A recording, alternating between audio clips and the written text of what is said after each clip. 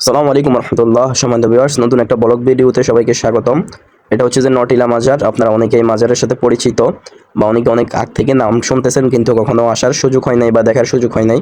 আলহামদুলিল্লাহ, আল্লাহ তাআলার অশেষ রহমতে আজকে আমার এখানে আসার এবং দেখার, জিয়ারত করার সুযোগ হয়েছে। সত্যি বলতে এখানে সিঁড়িগুলো না অনেক উঁচু, উঠতে উঠতে আপনার অনেকটা হাঁপিয়ে গিয়েছি আমরা। অনেক ক্লান্ত হয়েছে, অনেক কষ্ট হয়েছে। অনেক উঁচু পাহাড়, যেটা নিচ থেকে দেখলে হয়তো বোঝা যায় না।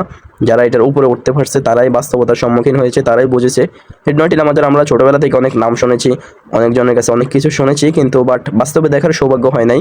আলহামদুলিল্লাহ, আল্লাহ তাআলার রহমতে আজকে বাস্তবে দেখতে পারলাম। আমি আমার ভাই আজকে সকালে ফজরের নামাজের পরে চলে গেলাম নটিলা মাজার দেখার জন্য, এবং অনেকটাই হাঁপিয়ে গিয়েছি আমরা, যেটা বলার মতো না, যেটা বলার বাহিরে। আসলে মাজার নিয়ে অনেকের অনেক মন্তব্য, কিন্তু আল্লাহর ওলিরা তো সত্য ছিলেন। আসলে আমরা এখন যা করতেছি, শিরিক বেদাত করতেছি, তারা তো আমাদেরকে আর বলে যায় নাই যে আমরা চলে যাওয়ার পরে তোমরা আমাদের কবরের ভিতরে শিরিক বেদাত করিও, সেটা আমাদের দোষ। আল্লাহর ওলিরা সত্য, ওলিদেরকে কেউ গালাগালি করবেন না এবং ওলিদের ব্যাপারে কেউ খারাপ ধারণা করবেন না, কারণ ওলিদের কেরামত এটা অনেক সত্য। যে মাজারের ব্যাপারে একটা ঘটনা শুনেছিলাম আমি, যেটা শুনলে হয়তো আপনারা অনেকেই হতভম্বিত হয়ে যাবেন। খুব ক্লান্ত দেখতেছেন, অনেকটাই হাঁপিয়ে গিয়েছি আমি, যেটা বলার বাহিরে। এত উঁচু উঠতে উঠতে শরীর খুব ক্লান্ত হয়ে গেছে, যে পাগুলো আর চলে না। বিশ্বাস করবেন কিনা জানি না, যারা এসেছেন তারাই বলতে পারবেন। তো এই মাজার সম্পর্কে যেটা বলছিলাম, ব্রিটিশ আমলে প্রায় 350 বছর আগে এখানে একটা ক্যাম্প করতে চেয়েছিল তারা, মাজারটা ভাঙিয়া।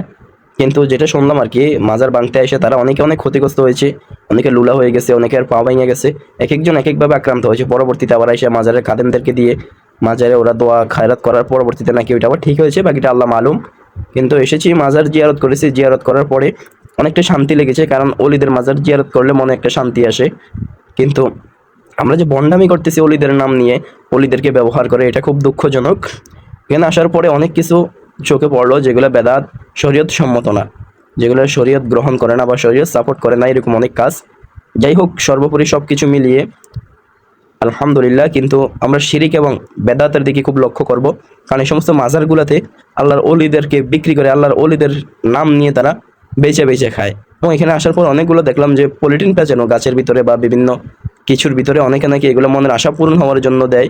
আসলে মনের আশা পূরণ করার মালিক তো একমাত্র আল্লাহ তাআলা। কোনো মানুষ কোনো মানুষের মনের আশা পূরণ করতে পারে না। এই সমস্ত কুসংস্কার আকীদা আমরা ধারণ করবো না।